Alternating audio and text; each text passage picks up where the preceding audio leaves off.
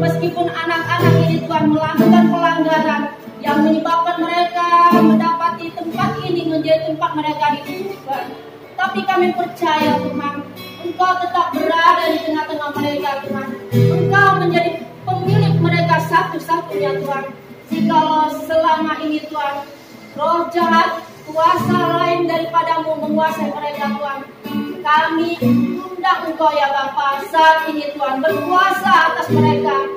Engkau yang berkuasa atas hati dan pikiran mereka Tuhan, sehingga mereka dibawa ke dalam kemuliaan-Mu Tuhan. Engkau yang telah mati di kayu salib Tuhan, menanggung segala kutuk dan dosa pelanggaran Tuhan. Engkau juga telah mati bagi anak-anak di tempat ini Tuhan. Tidak ada satu pun yang tidak berharga bagi-Mu Tuhan. Setiap kami Tuhan di tempat ini menjadi ciptaan yang berharga di hadapan-Mu. Oleh karena itu Engkau juga mati bagi kami Tuhan. Jamah setiap hati mereka Tuhan, bangunkan roh mereka, ingatkan mereka bahwasanya mereka ciptaan-Mu yang mulia ya Tuhan. Ajarkan bagi mereka untuk selalu mengenal Engkau Tuhan, untuk selalu takut akan Engkau ya Bapa. Lawat mereka Tuhan, jangan kehidupan mereka Tuhan. Biarlah setiap apapun yang mereka lakukan tempat ini Tuhan, Engkau berbicara atas mereka Tuhan, melalui apa yang Kau sampaikan melalui Roh Yesus Tuhan. Bahwasanya Engkau telah mati di kayu salib untuk dosa mereka, sehingga pelanggaran apapun yang mereka lakukan Tuhan, Engkau telah membuat mereka bersih Tuhan Yesus. Kasihani mereka Tuhan, Engkau tuntunlah ke Bapa yang baik. Bapa kami semua di tempat ini, Bapa yang mengasihi kami, mengasihi anak-anak ini Tuhan. Kaulah Bapa bagi kami semua. Diamkan roh kami Tuhan, karena kami mau mendengar firman-Mu. Ajari kami Bapa, bahwa Engkau mengasihi kami. Biarkan kami semua merasakan bahwa Engkau mengasihi kami Bapa. Apapun persoalan kami, apapun pergumulan kami, apapun kesusahan kami Tuhan, biar kami tahu Engkau tidak pernah meninggalkan kami Bapa. Terima kasih Tuhan Yesus bagi sambut firman-Mu. Amin. Shalom. Shalom. Sehat. Sehat. Ada yang udah bebas? Ada yang Senin bebas. Aduh, hari ini kita jumpa ya. Terakhir ya, Senin bebas ya. Ibu harap jangan lagi nakal ya, sayangnya. Ya, sebab apa? Sebab kita baru merayakan Jumat Agung kemarin ya. Siapa tahu arti Jumat Agung kemarin? kematian Yesus Kristus. Apakah kematian Tuhan Yesus sama dengan kematian hukum kita? Enggak. Kenapa enggak? Dia dosa manusia. Dosa siapa sayang? Haleluya. Ya, dosa kita. Jumat Agung itu bukan kematian orang-orang biasa, kematian opung kita, kematian orang-orang yang kita sayangi, tapi kematian satu manusia yang bernama Yesus, tapi dia juga adalah Tuhan. Kenapa dia Tuhan? Karena dia ada di dunia ini tidak dengan hubungan suami istri. Ya, dia datang ke dunia ini dengan kudus. Ya, dia adalah Allah. Supaya kita bisa selamat, Tuhan harus turun dari tempatnya yang kudus di surga. Datang dia ke dunia menjadi pribadi yang bernama Yesus. Nah, supaya kita banyak dosa, ibu banyak dosa, abu banyak dosa, mama kita banyak dosa, opung kita banyak dosa. Itu siapa yang bisa membereskan? Cuma Yesus. Dengan cara dia harus mati di kayu salib. Dan matinya bukan dengan cara mati biasa. Mati dengan cara yang sangat mengerikan. Ya. Baik, hari ini kita akan baca 1 Petrus 3 ayat 18. Ya, ini sudah ibu buat. Kita akan sama-sama mengatakannya karena firman itu ketika kita ucapkan, maka firman itu menjadi rema dalam pikiranmu, hatimu, telingamu semuanya. Ya, 2, 3. Sebab juga Kristus telah mati sekali untuk segala dosa kita. Dia yang benar untuk orang-orang yang tidak benar, supaya dia membawa kita kepada Allah. Dia yang telah dibunuh dalam keadaannya sebagai manusia, tetapi yang telah dibangkitkan roh. Baik, yang pertama anak kenapa ibu garis bawahi mati sekali? Tuhan Yesus tidak mati 2-3 kali, cuma 1 kali. 1 kali itu 2000 tahun yang lalu. 1 kali saja. Karena kematian itu sudah dikalahkan sama Tuhan Yesus. Ketika dia mati terakhir kali dia katakan apa? Sudah selesai. Artinya sayang, masalahmu selesaikan Tuhan. Udah. Penderitaanmu, kesendirianmu, kemiskinanmu, siapapun yang membuli engkau, itu sudah diselesaikan Tuhan. Asal kita datang. Ya, masa depanmu itu sudah diselesaikan Tuhan. Ya, jangan ada yang takut. Jangan ada yang mau diintimidasi sama iblis bahwa kamu tidak punya masa depan. Berkali-kali ibu bilang kalau orang muda akan dipakai Tuhan luar biasa. Ayo go. Ya, jangan kalah. Kemudian untuk segala dosa kita. Dosa kita apa? Dosa bohong aja itu dosa. Mencuri dosa. Apalagi dosa membunuh. Apalagi dosa menganiaya. Apalagi dosa apa lagi yang paling hebat? Dosa yang dilakukan yang lebih besar itu Tuhan lakukan untuk kita. Dia harus mati karena dosa kita. Karena dia, Yesus itu adalah orang yang benar, manusia yang benar, Tuhan yang benar. Dia manusia yang benar, dia Tuhan yang benar, menggantikan kita yang tidak benar. Kita ini benar walaupun kamu ngaku buat baik, ini karena ngasih uang mama, atau kamu sayang sama orang selalu berbuat baik, itu nggak cukup menghapus segala dosa kita. Kalau kamu punya uang, kamu kasih orang miskin pun nggak cukup. Kamu gereja berkali-kali tiap minggu, itu nggak cukup. Kita tetap orang yang tidak benar. Tapi Yesus membuat kita menjadi benar. Nah, supaya dia membawa kita. Nah, kapan dia membawa kita? Ketika kita sudah tidak ada di dunia ini.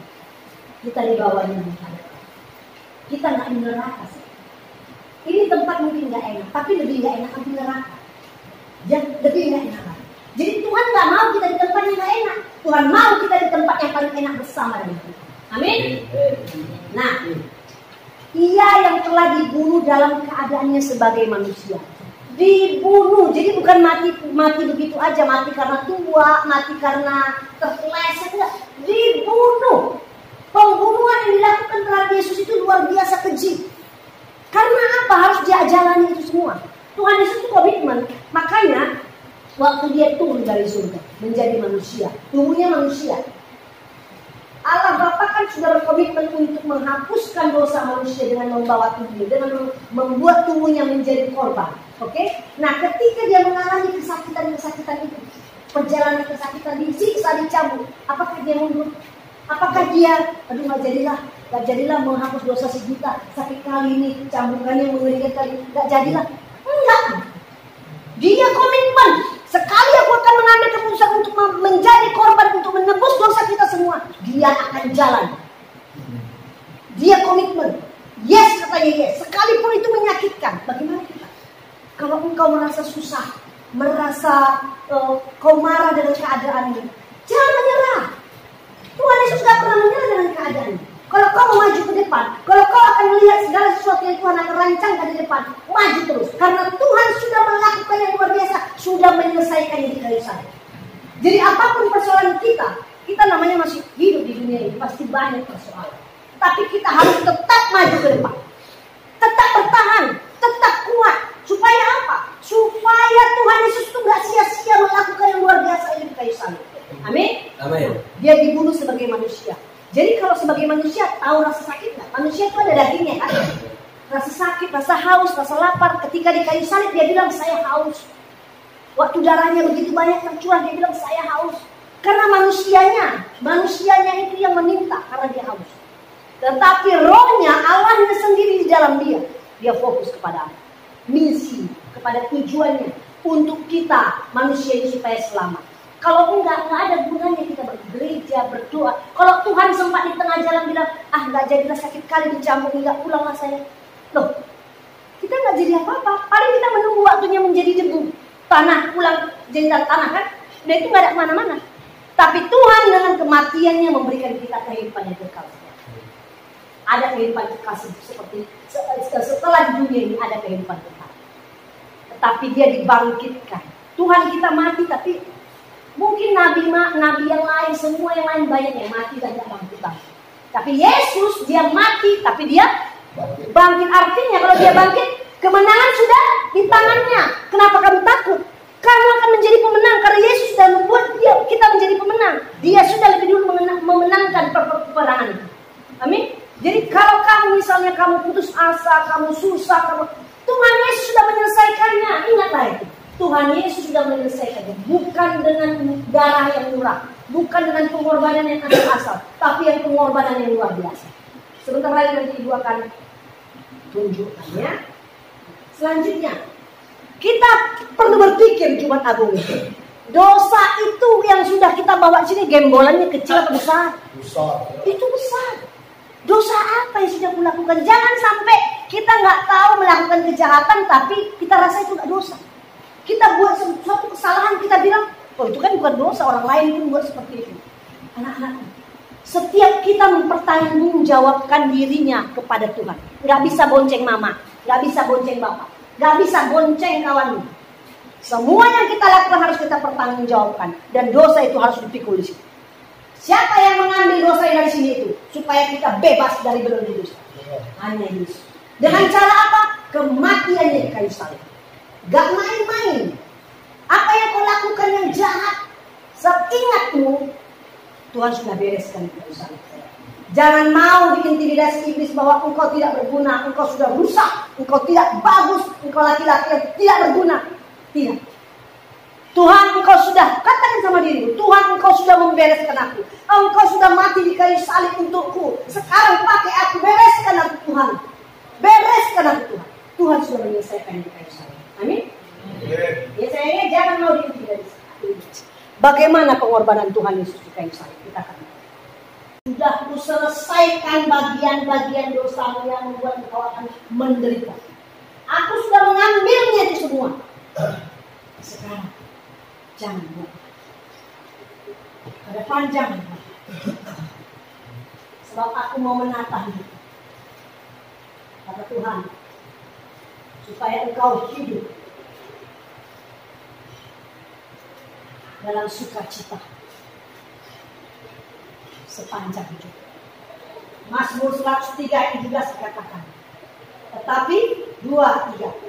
Tetapi kasih setia Tuhan dari selama-lamanya sampai selama-lamanya atas orang-orang yang takut akan Dia. Tuhan mengasihi kita, nggak akan pernah kamu temui kasih yang seperti itu. Kasih yang selama-lamanya sampai engkau tua nanti. Sampai umur itu. Tuhan mengasihi sampai selama-lamanya. Amin.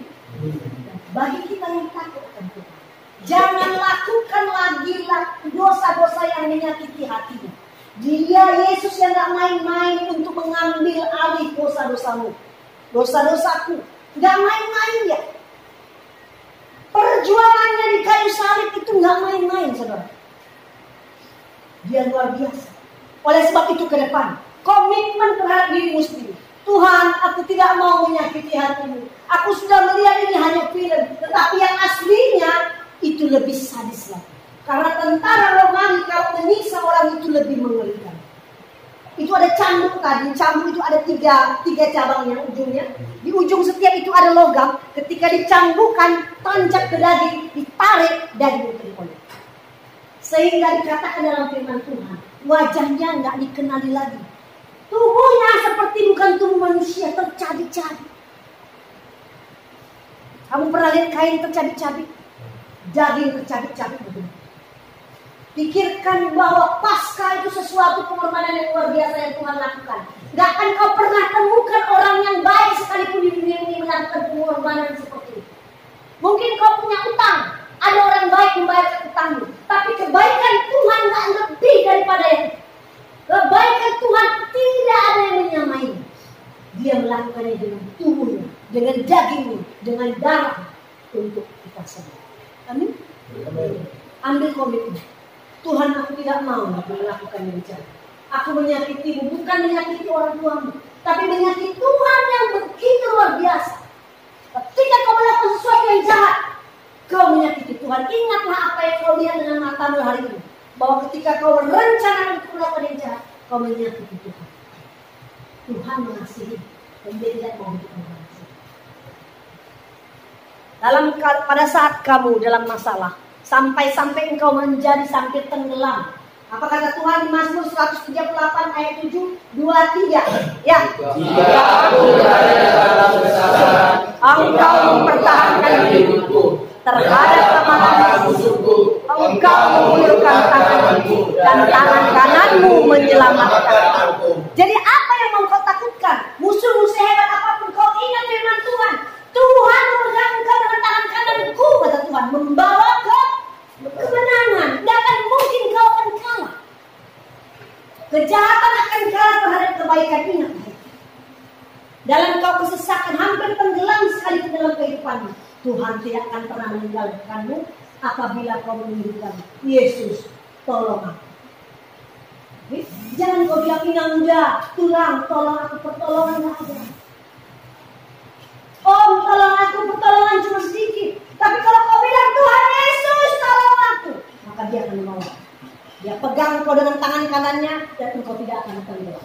Dia akan bawa kau naik dan menjadi kepala dan bukan kepala. Amin.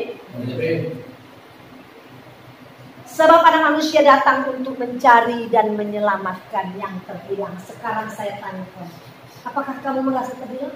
Nah, kabar baik, kalau kau merasa terhilang, biar siapapun di dunia ini tidak mempedulikan kau, siapapun, bahkan mungkin orang tuamu cuek, tapi ingat, aku, kata Yesus, aku akan mencari kau sampai ke lubang-lubang jarum sekalipun, dan aku akan mengambil kau dari situ dan akan kuselamatkan. Amin. Dan jangan mau diintimidasi sama iblis. Kata iblis dalam pikiran engkau adalah orang-orang yang tersia-sia. Biarlah semua keluargamu menghilang, menyampakkan kamu, kakak-kakakmu, abangmu tidak peduli engkau, kawan-kawanmu menjauh. Tapi Yesus katakan, aku datang untuk mencari engkau sampai di lubang-lubang paling kecil. Sampai ke sudut mana kau berondok kemana, sampai ke hutan, aku akan cari kau di situ. Dan aku akan mengambil kau dan akan menyelamatkan engkau. Amin. Oleh karena itu, bila kau merasa dalam lorong yang gelap, tidak tahu mau kemana, arah tujuan hidupmu nggak ada, bertahanlah di tengah badai itu. Bertahan, kau masih muda. Bertahan, karena Yesus juga bertahan dalam perjuangan. Ya. Wahyu 3 ayat 19. Ayo, 2, 3. Barang siapa bersaksi, ia kutegur dan kuhajar. Sebab itu redapkanlah hatimu dan bertobatlah. Ya, jadi sekarang kita sedang diajari Tuhan untuk mengenal Tuhan.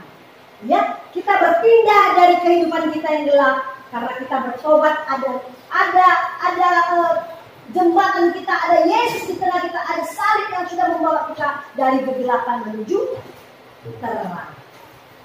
Nih, jadi Tuhan mengasihi kita ya. Apa tugas kita? Tugas kita ngapain? Tekun dalam proses. Hidup ini ada proses. Kalau kamu masak nasi dari nasi keras, ya kan beras ya kan, untuk bisa kita makan menjadi nasi yang kita bisa makan, ada proses nggak dimasak? Ada. Dia harus dimasak sekian lama sehingga ketika sudah waktunya tepat masak, kita bisa menikmati nasi. Benar? Hidup ini adalah proses. Anggap saja kamu ada di sini, itu adalah proses saja. Proses kamu akan menjadi laki-laki yang luar biasa ke depan. Laki-laki yang hebat akan dipakai Tuhan.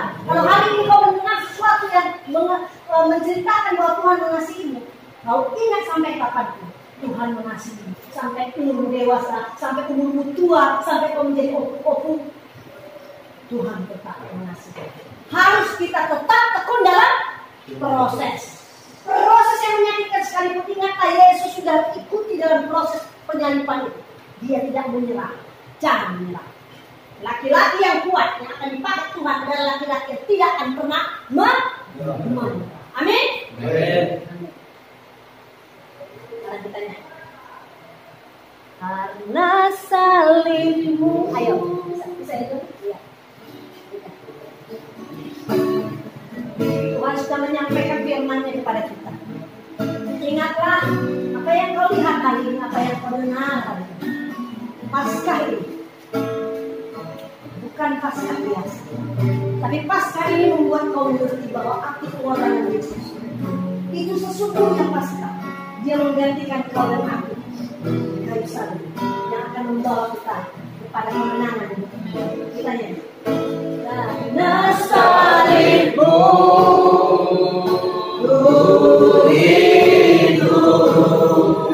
sebelum kami Tuhan selesai dengan ibadah ini Bapa, kami rindu untuk Engkau memberkati kami Bapa, memberkati kami Tuhan dengan kasih-Mu yang luar biasa. Terimalah berkat Tuhan. Tuhan memberkati Engkau dan melindungi Engkau. Tuhan mengangkat Engkau menjadi kepala dan bukan ekor. Tuhan menyinari Engkau dengan wajah-Nya dan memberikan Engkau kasih karunia. Tuhan menghadapkan wajah-Nya kepadamu dan memberikan Engkau damai sejahtera. Amin. Bapa